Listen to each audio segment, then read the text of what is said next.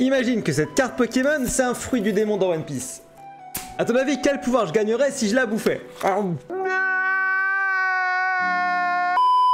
Eh ben c'est très exactement la question qu'on va se poser aujourd'hui. J'ai trouvé 5 fruits du démon classés par ordre de puissance, inspirés de différents Pokémon. Alors la liste est non exhaustive, peut-être que je ferai un épisode 2. On verra, ça va dépendre d'à quel point ça vous plaît et d'à quel point j'ai aussi de l'inspiration pour trouver des fruits parce que du coup je les ai inventés. Moi c'est Lich, je fais des vidéos sur un peu tout et n'importe quoi, donc j'espère que tu vas rentrer dans mes délires. Et sur ce, rentrons dans la liste des 5 fruits du démon inspirés de Pokémon, le croisement de l'univers de One Piece et donc de Pokémon. Du coup en top 5 on commence par un Logia, Evoli et le fruit des éléments. Alors calmez-vous, déjà j'anticipe, vous allez comprendre, il y a une grosse différence entre le fruit de Evoli et le fruit que peut avoir par exemple Ace, Aokiji, Ener, etc. Dans le sens où si on prend Ace par exemple, effectivement son corps est composé de feu, mais il peut également lancer du feu sous toutes ses formes, bref. Et à ce qui paraît, c'est aussi un fruit qui te transforme en donuts à la fin. Pareil, le fruit de Ener, mine de rien, permet de faire énormément de choses avec la foudre et pas juste avoir le corps composé de foudre. Et la même chose pour généralement tous les fruits avec un seul élément dans One Piece. Du coup, ce serait quoi la différence avec Evoli? Le fruit de Evoli aurait pour principe de transformer ton corps en l'élément que tu souhaites. Donc effectivement, ça peut être le feu, la foudre, l'eau, la terre, l'air, etc. Mais ça ne change que ton corps. C'est-à-dire que tu ne peux pas propulser la matière en question. Tu peux pas projeter un élément en question. Tu peux pas faire de l'eau, puis du feu et provoquer de la vapeur. Ça marche pas. C'est uniquement la composition de ton corps qui change. Du coup, vous allez me dire, bah c'est quoi l'intérêt si c'est que la composition de ton corps qui change? Et bah c'est simple, c'est parce que même si la composition de ton corps change, et uniquement ça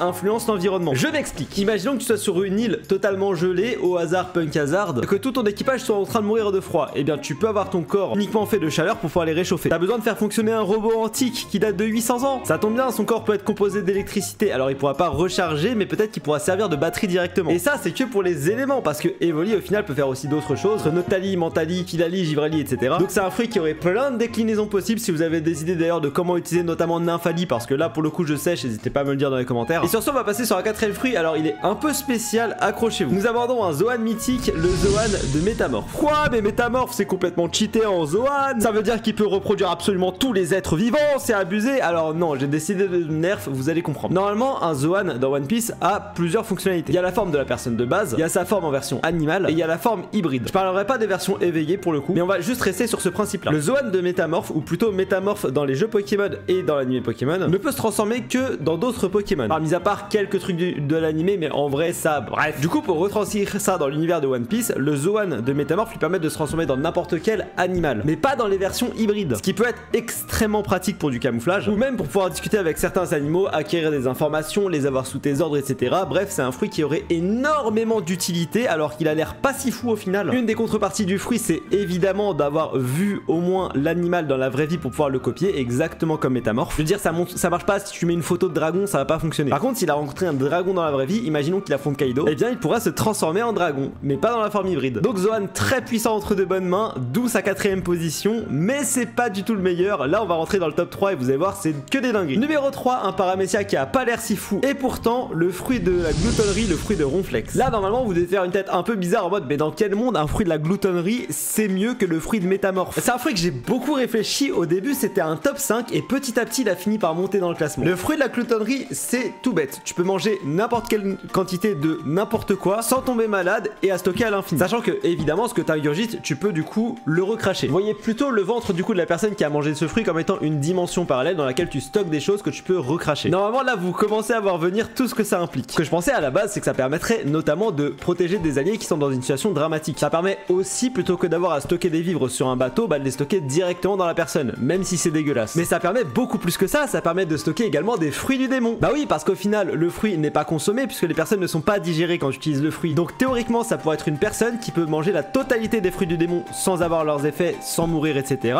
et les recracher à n'importe quel moment pour donner un fruit du démon à n'importe quelle personne. Mais il n'y a pas que ça, parce que ce fruit du démon, vu qu'il permet de tout ingurgiter, vous savez ce qu'il permet de manger aussi?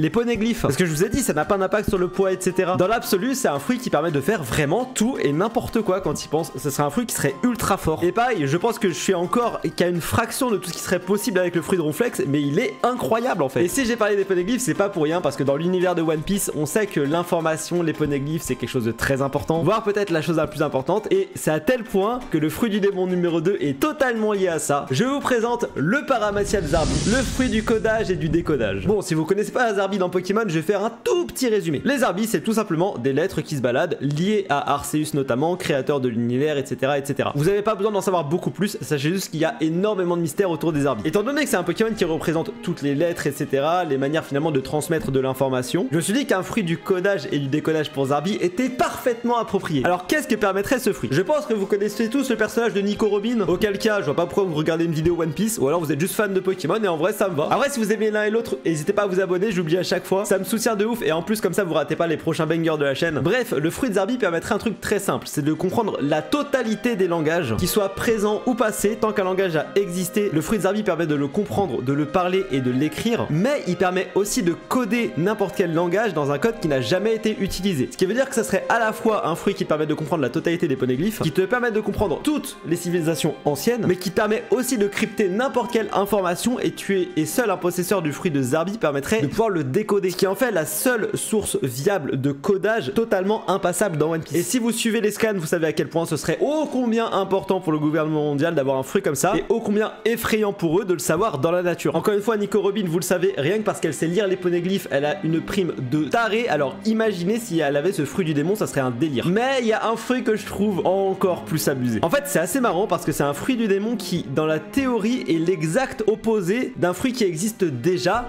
mais je trouve ça encore plus fort. Mesdames et messieurs, laissez-moi vous présenter le Paramecia de l'admiration. Il s'agit du Paramecia de Momartic. Momartic, pour ceux qui n'ont pas vu la vidéo des 9 pires dates inspirées de Pokémon, vous inquiétez pas, je vous mettrai la vidéo à la fin. Elle a une description du Pokédex qui est très particulière dans plein de jeux, mais on va s'attarder sur une seule. Il congèle les êtres humains et les Pokémon qui lui plaisent, il les emmène ensuite dans sa tanière pour les admirer à loisir. Je vais pas réexpliquer à quel point c'est horrible, j'ai déjà fait, mais réfléchissez bien, est-ce que ça ressemble pas à un autre fruit du démon dans One Piece? Et normalement vous pensez tout de suite à un personnage en particulier, à savoir Boa Hancock. Boa Hancock a mangé le Mero Meronomi, donc c'est un Paramecia. Il permet de transformer en pierre toute personne qui ressent de l'amour, de l'attirance envers l'utilisateur du fruit du démon. Le problème c'est que du coup ça ne marche que si la personne a la moindre attirance d'une manière ou d'une autre envers l'utilisateur du fruit du démon. Momartic c'est exactement l'inverse. Momartic du coup son fruit, ce serait que si le possesseur du fruit du démon est attiré par la personne gèle. Vous voyez pas en quoi c'est puissant? Imaginez sur Sanji, et là normalement vous commencez à voir le problème. Imaginez sur une personne qui aime un peu tout le monde. Pire encore, imaginez sur un personnage qui aurait le syndrome de Stockholm. Alors pour ceux qui ne savent pas, en gros le syndrome de Stockholm, c'est quand quelqu'un qui est prisonnier, retenu, sous la contrainte de quelqu'un d'autre, commence à développer un attachement pour son ravisseur. Tu donnes ça à un personnage qui se fait kidnapper tout le temps par tes adversaires, il ou elle se fait kidnapper, il commence à avoir une attirance pour l'équipage, tout l'équipage est gelé, elle revient vers toi. Ce fruit serait complètement cheaté, bien utilisé. Vous l'aurez deviné, je suis très fan de One Piece et de Pokémon. Ça me change un peu de parler un peu de manga, j'avoue que ça me fait du bien, ça me fait plaisir, et j'ai décidé de faire un peu plus de choses qui me plaisent personnellement. J'espère que la vidéo vous a plu. Si c'est le cas, le meilleur moyen de me le savoir, encore une fois, c'est le fameux like, le fameux follow. C'était Elite, ça m'a fait super plaisir de vous faire cette vidéo. Pour ceux qui n'ont pas vu la vidéo des 9 dates inspirées de Pokémon avec